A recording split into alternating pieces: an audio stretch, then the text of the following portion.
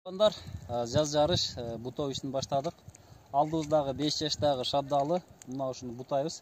Шабдалы ушунчалык күчтүү өсүмдүк болот.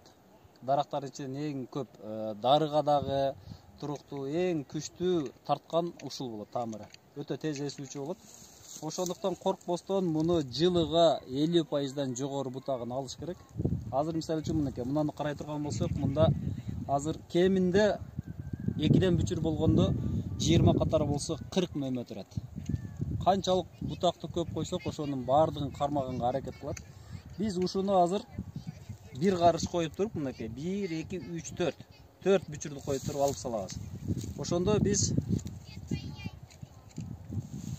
көрүп атасыздар, мынакей канча бутагын алып салдык.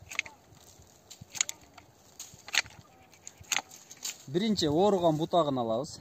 Андан кийин жарышкан бутагын түбүнөн алабыз. Лидерге жарышып аткан бутакты алышыбыз керек. Анан ичине карай өскөн бутакты толук бойдон алабыз. На кольцо деп коебуз. Аны түбүнөн кыркабыз.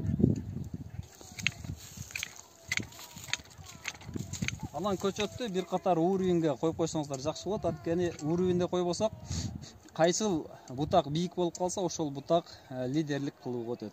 Булар чашка формасында кыркабыз.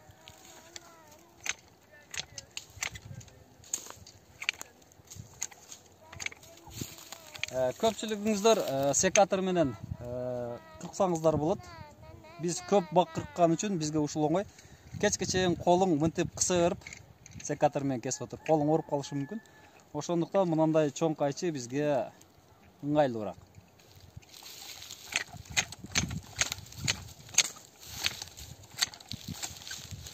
Шашпай, жалчытып, кырктай турган болсоңуздар, бир катар түшүндүрүп коеюн. Муну биз жазында летная обрезка, жашыл обрезка жасаганбыз, жашыл кесүү болгон.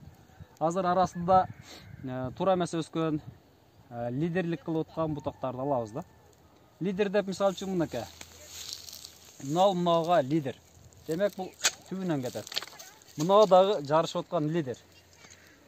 Бул да көп болгон үчүн бутак. Аны алып салабыз.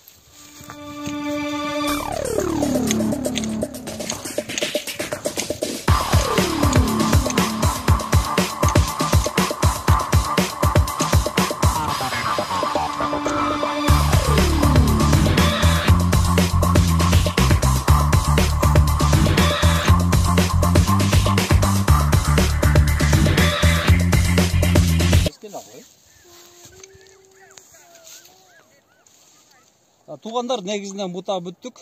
Мына ушундай негизде буталат. Чашка формада. Ашып кетсе бою, менин боюмдан кичине көрүп турасыздар. Жерде туруп алып терип алса болот. Мөмөлөрү чоң-чоң болот. Биз буга НПК бердик. Күзүндө бергенбиз. Эрте жаздан баштап дарылоону баштайбыз. Азыр медный купорос менен, жез тузу менен дарылайбыз бир аздан кийин. Андан кийин хорус жалбырага чыккандан кийин хорус, ошондой эле скор деген, стомп деген дарылар менен дарылап турабыз. Бул дарылар бул вирустук ооруларга каршы дары жүргүзүлөт. Негизинен мына ушундай бутоо жүргүзүлүшү керек.